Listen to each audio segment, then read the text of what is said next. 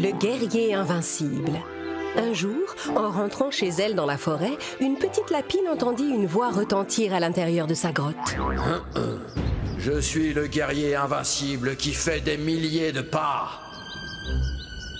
Je peux piétiner un rhinocéros et écraser un éléphant comme un insecte. Personne ne peut me battre. Effrayée par ce qu'elle venait d'entendre, la lapine s'enfuit aussi vite qu'elle le put. Dans sa course, elle rencontra un renard. Hé, renard, quelqu'un s'est installé chez moi, dans ma grotte. Tu voudrais bien le faire partir? Bien sûr, ma chère amie. Le renard accompagna la lapine devant chez elle. Plein d'assurance, il cria en direction de la grotte. Hé, toi! De quel droit tu es venu t'installer chez mon ami? Je suis le guerrier invincible qui fait des milliers de pas. Je peux piétiner un rhinocéros et écraser un éléphant comme un insecte. Personne ne peut me battre. Le renard ne s'attendait pas à entendre une telle proclamation. Effrayé et surpris, il ne savait plus quoi faire. Désolé, lapine, mon ami, mais je ne peux rien faire contre quelqu'un capable d'écraser un éléphant. Le renard s'enfuit, laissant la lapine encore plus apeurée. Elle s'enfuit à son tour, désespérée, et croisa la route d'un rhinocéros. Hé, rhinocéros, quelqu'un que je ne connais pas s'est installé dans ma grotte. Et il ne veut pas sortir. Tu veux bien m'aider? Oh, mais bien sûr, voyons. Viens, allons voir cet intrus. La lapine conduisit le rhinocéros devant chez elle. Et toi là, de quel droit tu viens t'installer chez mon ami? Sors de cette grotte et montre-toi. Je suis le guerrier invincible qui fait des milliers de pas. Je peux piétiner un rhinocéros et écraser un éléphant comme un insecte. Personne ne peut me battre. Le rhinocéros prit peur lui aussi et préféra s'en aller. Lapine, je viens juste de me rappeler que j'avais un rendez-vous chez le dentiste et c'est très important. J'avais oublié, mais il faut que j'y aille. Au revoir. Comme même le gros rhinocéros ne pouvait pas l'aider, la petite lapine s'éloigna à nouveau. Cette fois, elle rencontra une grosse éléphante. Éléphante, je suis désespérée. Tu es la seule à pouvoir m'aider. Un inconnu s'est approprié ma maison. Ne t'en fais pas, ma chère petite lapine. Je vais le chasser. Viens, allons-y. La lapine conduisit l'éléphante devant chez elle. Hé, toi! De quel droit tu viens t'installer chez mon ami? Sors d'ici tout de suite! Je suis le guerrier invincible qui fait des milliers de pas. Je peux piétiner un rhinocéros et écraser un éléphant comme un insecte. Personne ne peut me battre. L'éléphante avait si peur qu'elle tremblait jusqu'au bout de la trompe. Ma chère lapine, je suis désolée, mais je ne veux pas qu'on m'écrase comme un insecte. L'éléphante laissa la lapine et rentra chez elle. À cet instant, une petite grenouille passa tout près de la lapine. Grenouille, aucun animal de cette forêt n'a pu m'aider. Toi, tu veux bien chasser celui qui s'est installé chez moi? Bien sûr, ma chère lapine. Montre-moi ta maison. La lapine mena la grenouille à l'entrée de sa grotte. Hé, toi, si tu ne sors pas tout de suite de chez mon ami, c'est moi qui viendrai te chercher et qui te mettrai dehors. N'approchez pas. Je suis le guerrier invincible qui fait des milliers de pas. Je peux piétiner un rhinocéros et écraser un éléphant comme un insecte. Personne ne peut me battre. Alors écoute-moi bien, grand guerrier. Moi, je suis une grenouille avec des pattes collantes. Je peux sauter sur ta tête et t'embêter pendant des jours entiers. T'as pas intérêt. Reste là, n'approche pas. Alors sors de là immédiatement. Entendant les voix de la courageuse grenouille et de l'intrus au fond de la grotte, les autres animaux accoururent pour voir qui était ce terrible guerrier. Allez, tu vas me faire attendre encore longtemps. Je compte jusqu'à 3. 1, 2, d'accord, c'est bon, je sors, je suis là. Mais les animaux ne virent sortir personne. Eh bien, où es-tu? Ne te moque pas de nous! Je suis là, juste devant vous, à vos pieds. Ce n'était que moi, le mille-pattes. En découvrant le petit mille-pattes devant eux, tous les animaux éclatèrent de rire. Et ils rirent longtemps en pensant que cette voix puissante et impressionnante puisse venir d'un si petit mille-pattes. Mais il faut dire que dans cette forêt, chaque animal recelait des talents cachés. Je suis le guerrier invincible. Le loup et le cochon gourmand. Au cœur de la forêt, tout près d'un bel étang, vivait un loup affamé qui cherchait à manger. Il surveillait de près 3 cochons appétissants et guettait l'occasion de les attraper pour en faire son dîner. L'aîné des cochons était égoïste et très gourmand. Il mangeait toujours la nourriture de ses frères et ne partageait jamais la sienne avec eux. Hé oh! Touche pas à ça, toi! Cette pomme est pour moi, d'accord? Je me la garde pour la manger tout à l'heure! Un cochon gourmand tout rose et bien dodu. Toi, je sais exactement comment t'attraper. Le méchant loup déposa les pommes dont le cochon raffolait tout au long d'un chemin. Et au bout du chemin, il tendit un piège. Mange, cochon, mange plein de pommes. Tu seras encore plus dodu quand je te mangerai. En rentrant chez lui, le cochon gourmand fut ravi de trouver le long du chemin toutes sortes de délicieuses pommes sur le sol. Mon fruit préféré! Et là, encore une délicieuse pomme bien rouge! Quoi? Mais il y a des tas de pommes par ici? Il faut que je les ramasse avant que mes frères ne les voient. Comme ça, elles seront toutes pour moi. Quand le cochon gourmand s'avança pour ramasser la dernière pomme, le loup tira sur une corde et un grand filet s'abattit sur le cochon. Le pauvre animal avait beau se débattre, il n'arrivait pas à se libérer. Au secours! À l'aide! Qu'est-ce qui m'arrive? Aidez-moi! Tu es tombé dans mon piège. Je vais t'emmener chez moi et te manger, joli cochon dodu. À cet instant, les 2 autres cochons qui avaient très faim entendirent la voix de leur frère. Au secours! Laisse-moi partir! Au secours! Aidez-moi! Ils se précipitèrent en courant vers la forêt et virent que le loup avait attrapé leur grand frère.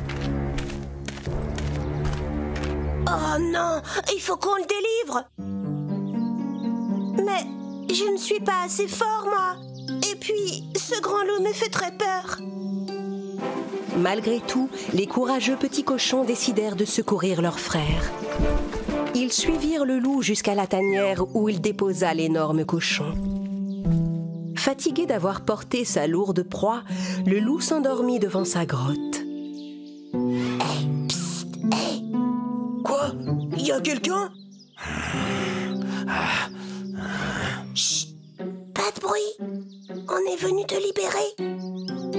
Les 2 petits cochons essayèrent de pousser le loup pour laisser sortir leur grand frère, mais ils n'avaient pas assez de force. Peut-être que si tu nous donnes les pommes que tu as dans ton sac, on pourra prendre des forces et te sauver. Non, elles sont à moi. Quand je sortirai d'ici, je voudrais les manger toutes. J'entends des petits cochons. Leur voix hante mes rêves. Je veux tous les manger. Un par un. Miam, miam. Eh bien, on s'en va. Tu n'as qu'à rester avec le loup. Le cochon égoïste se laissa convaincre. Attendez, d'accord, tenez, mais vous m'en laissez une, hein? Non. Ah d'accord, bon, très bien, mangez tout. Les petits cochons mangèrent les pommes ramassées par le frère Glouton et prirent assez de force pour pousser le grand loup. Puis ils se précipitèrent vers le gros cochon et avec beaucoup d'efforts réussirent à briser les cordes du filet. Les 3 cochons s'enfuirent en courant. Quand le méchant loup se réveilla, il découvrit avec colère que l'énorme cochon s'était échappé. Ah! Qui a osé me voler ma nourriture? Enfin, le cochon gourmand comprit que garder toute la nourriture pour soi était très égoïste. Et à partir de ce jour, il partagea bien volontiers sa nourriture préférée avec ses 2 jeunes frères. Et tous 3 se régalèrent chaque jour de belles pommes colorées. Le loup et les 7 chevreaux.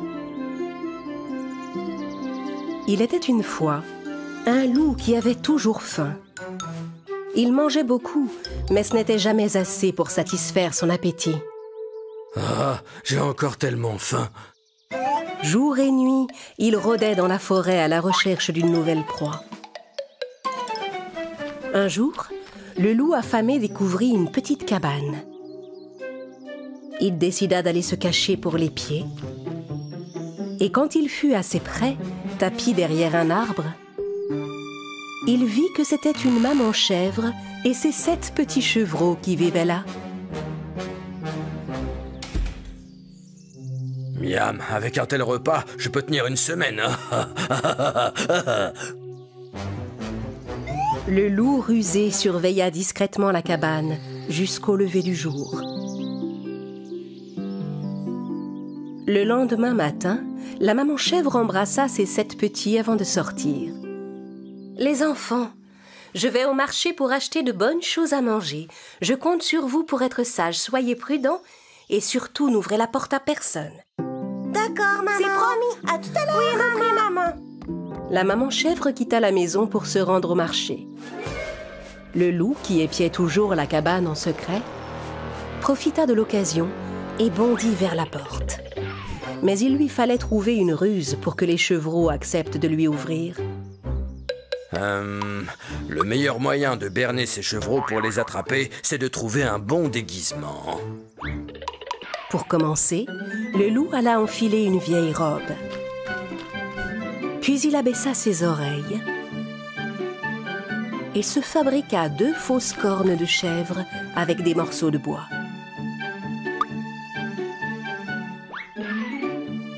Puis il alla se couvrir les pattes de farine pour les blanchir. Il vola en passant un gâteau que quelqu'un avait mis à refroidir sur le bord de sa fenêtre. Et si je change ma voix un peu comme ça, Je fais une parfaite grand-mère chèvre. Le loup se dirigea tranquillement vers la cabane et frappa à la porte. Les petits chevreaux, en entendant frapper, se précipitèrent tous derrière la porte. Une petite chèvre s'apprêtait à ouvrir sans réfléchir, mais une autre l'arrêta. Attends, il ne faut pas ouvrir la porte comme ça. C'est vrai, il faut d'abord demander qui c'est. Qui est là? Mes petits, c'est moi, votre grand-mère. Je suis venue pour vous emmener au parc. Je trouve ça bizarre, notre grand-mère vit très loin d'ici. Ça ne peut pas être elle. Oh, c'est vrai, j'ai fait un très long voyage, mais me voici. Allons, mes chéris, ouvrez la porte et allons jouer au parc. Pendant que le loup parlait, les chevreaux regardèrent sous la porte pour voir ses pattes. Regardez, ses pattes sont toutes blanches comme les nôtres. Oui, mais elle n'a pas de sabots. Vous avez vu, elle a des longues griffes, comme un loup. Comme les chevreaux n'ouvraient toujours pas la porte, le loup leur fit sentir l'odeur du bon gâteau. Regardez, je vous ai apporté un délicieux gâteau à la pomme, mes petits chéris. Les loups ne savent pas faire des gâteaux, vous le savez bien. Attirés par l'odeur du bon gâteau, les chevreaux se décidèrent à ouvrir la porte. Aucun d'eux ne se rendit compte que c'était le loup qui s'était déguisé. Viens, grand-mère, viens, on va jouer au parc. Oh oui, après on mangera le bon gâteau pour le goûter. Les chevreaux et le loup quittèrent la cabane. J'étais tellement faim, j'ai du mal à me retenir. Tandis que les chevreaux avançaient sans se douter de rien, la robe du loup s'accrocha en passant à une branche d'arbre et le loup se retrouva sans déguisement. Les chevreaux furent stupéfaits de découvrir sa sombre fourrure.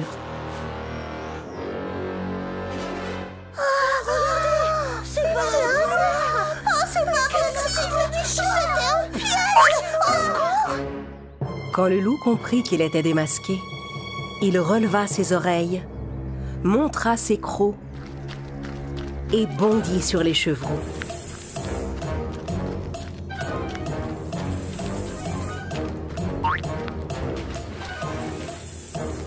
Il les attrapa tous un par un. Mais l'un d'eux parvint à s'échapper et s'enfuit en courant. Le loup emporta les 6 chevreaux qui lui restaient jusque dans sa sombre tanière. Pendant ce temps, le petit chevreau qui s'était enfui courait de toutes ses forces pour aller prévenir sa mère. Au même moment, la maman chèvre rentrait du marché avec un panier de fruits et de légumes. En trouvant la porte de sa maison grande ouverte, elle se précipita à l'intérieur. Plus aucun de ses petits n'était là. Mes petits, où êtes-vous? Oh non! Mes petits chevreaux! Où sont-ils? La maman chèvre était folle d'inquiétude. Elle sortit en courant pour voir si ses petits étaient dehors. C'est alors qu'elle découvrit de grosses empreintes sur le sol. Oh non! Ces empreintes, ce sont les pattes d'un loup! Elle commença à suivre la piste, mais bientôt elle arriva sur un sol plus dur où il n'y avait plus de traces de pas. Oh non! Comment je vais faire? C'est affreux, un loup a enlevé mes petits! Tandis que la maman chèvre pleurait, désespérée, le chevreau qui s'était échappé arriva en courant. Maman! Oh maman! Oh mon bébé, où sont tes frères et sœurs? Raconte-moi, qu'est-ce qui vous est arrivé? Maman, un méchant loup s'est déguisé en grand-mère chèvre pour tous nous attraper un par un. Je suis le seul à m'être enfui, mais je peux te guider, je sais où ils sont. La maman chèvre et son petit coururent vers le repère du loup. En arrivant, ils entendirent les voix des chevreaux prisonniers.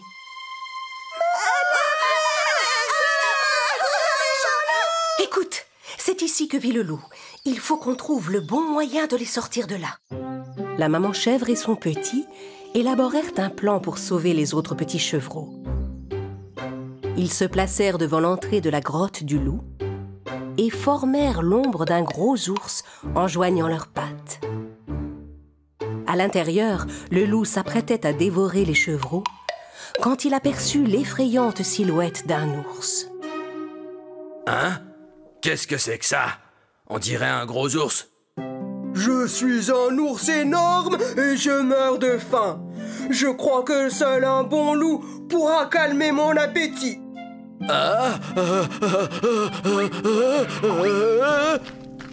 Le loup eut si peur de se faire dévorer par cet ours qu'il s'enfuit de sa grotte en courant.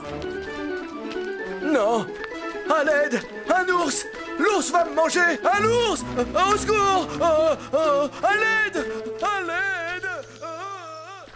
En voyant le loup partir, les chevreaux sortirent avec joie et se précipitèrent dans les bras de leur mère.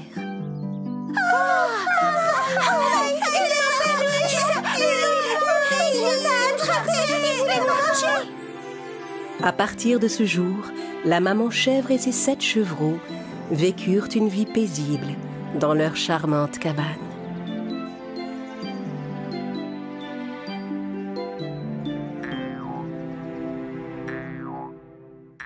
Les 3 petits cochons vont camper.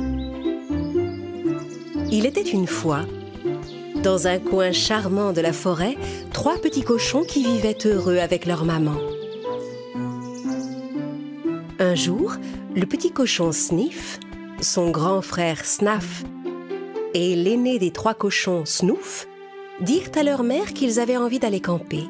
« Maman, tous nos amis sont partis en vacances, on s'ennuie, on n'a plus personne pour jouer. » Si tu nous donnes la permission, on aimerait aller camper tous les 3 près du lac, tu veux bien? La maman cochon ne pouvait refuser une telle demande à ses garçons. C'est une excellente idée, mes chéris. Bien sûr, vous pouvez aller camper tous les 3, mais choisissez bien votre emplacement pour votre campement. Et construisez des tentes bien solides, d'accord? Oui. Compris, maman. Le lendemain, les petits cochons partirent pour aller camper. Ils traversèrent tranquillement la forêt. Mais un loup aux dents acérées et au regard méchant les suivait. Miam, voilà un excellent petit déjeuner qui vient vers moi pour demain matin. Mais les 3 petits cochons ne le remarquèrent même pas. Sniff, Snaf et Snoof arrivèrent enfin au bord du lac, où ils trouvèrent un très bel emplacement pour camper. Le plus jeune des cochons, Sniff, décida de s'installer près d'un arbre. Il ramassa rapidement de grosses feuilles pour se construire une tente. Et en moins de temps qu'il n'en faut pour le dire, c'était fait. L'aîné des cochons, Snoof, rejoignit son petit frère et jeta un œil à sa tente. Ta tente est très jolie, Sniff, félicitations, mais tu penses vraiment qu'elle est suffisamment solide? Oh, mais oui, elle est robuste, ne t'en fais pas. Le cadet des cochons, Snaf, décida de faire une tente avec des roseaux. Pour ce faire, il cueillit des roseaux au bord de l'eau et les assembla rapidement. Il construisit sa tente en moins de temps qu'il n'en faut pour le dire. Mais quand l'aîné des cochons, Snoof, s'approcha et vit la tente en roseaux, il mit son jeune frère en garde. Mon frère, ta tente est très jolie, félicitations, mais tu penses que ces roseaux vont te protéger du danger? Mais bien sûr. Regarde, j'ai choisi les plus gros roseaux. Ma tante ne risque absolument rien, crois-moi. Comme les 2 petits cochons avaient fini très tôt leur tente, ils commencèrent à jouer et à s'amuser. Posté à l'écart, le vilain loup continuait de les surveiller discrètement. Pendant que les 2 jeunes frères s'amusaient, Snoof commença à fabriquer sa propre tente avec de grosses branches d'arbres. Il travailla dur, presque jusqu'au soir. Mais au bout du compte, il se retrouva avec une tente forte et solide, capable de le protéger de tous les dangers. Snaf et Sniff furent très impressionnés en découvrant la tente de leur grand frère. Ta tente est très réussie, grand frère. Mais tu n'as pas arrêté de travailler au lieu de jouer avec nous. Le soir venu, quand le soleil fut couché, les 3 petits cochons décidèrent de se rendre à la fête des carottes, dans la forêt. Bien sûr, le vilain loup en profita pour les suivre. Les 3 petits cochons rencontrèrent de nombreux lapins à la fête, car il s'agissait d'une fête des carottes. Ah, cette fête a l'air tellement amusante. J'ai envie de goûter toutes les carottes. Les petits cochons se mêlèrent aux lapins et firent la fête toute la soirée. Amusez-vous bien, petits cochons. Demain, moi aussi, je ferai la fête et vous serez mon festin. À la fin de la fête, les 3 frères étaient bien fatigués. Et ils rentrèrent vers leur petit campement. Et le grand méchant loup les attendit patiemment toute la nuit.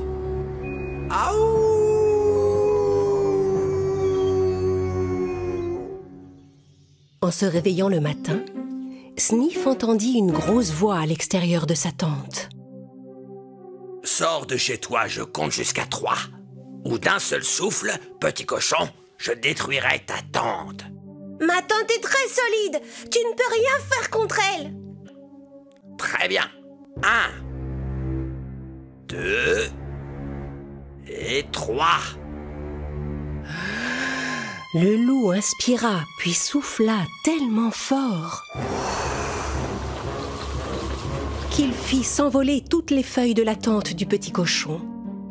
Il n'en resta plus rien. Sniff parvint à s'enfuir et se précipita vers la tente de son grand frère Snaf. Le loup le suivit et arriva devant la tente en roseau du cadet des cochons. Je sais que vous êtes là tous les deux. Sortez, petit cochon, ou d'un souffle, je détruirai cette tente. Ma tente ne s'écroulera jamais. C'est ce qu'on va voir. 1, 2 et 3. À nouveau, le loup souffla tellement fort qu'il fit s'envoler tous les roseaux de la tente, dont il ne resta plus rien. Sniff et Snaf s'enfuirent aussitôt et se précipitèrent vers la tente de leur frère aîné. Grand frère, aide-nous! Le loup a détruit nos tentes! Et il arrive par ici, maintenant! Alors nous devons agir au plus vite! Venez avec moi! En travaillant ensemble, Snoof, Snaf et Sniff creusèrent un grand trou devant la tente en bois. Ils en ressortirent en grimpant à une échelle. Et ils recouvrirent le trou avec un tapis d'herbe. Puis ils rentrèrent se mettre à l'abri dans la tente que Snoof avait construite avec de grosses branches. À cet instant, le méchant loup affamé arriva devant la petite cabane. Sortez tous de là, petit cochon, sinon d'un seul souffle, je détruirai votre tente. Tu perds ton temps, méchant loup! Tu ne peux rien contre cette tente! C'est ce qu'on va voir. 1, 2, 3. Le loup souffla de toutes ses forces, mais la tente ne bougea pas du moindre millimètre. Le loup s'approcha un peu et souffla à nouveau. Mais rien n'y faisait. La tente ne tremblait même pas. Le loup fit encore un pas en avant. Et cette fois...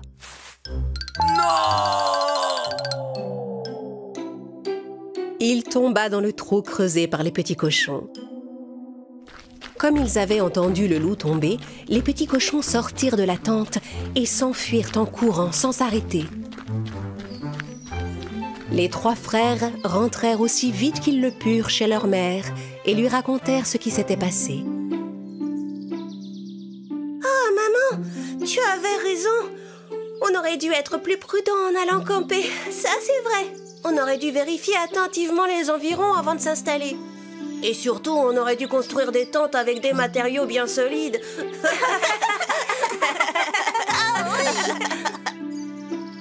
La maman serra très fort ses 3 petits dans ses bras.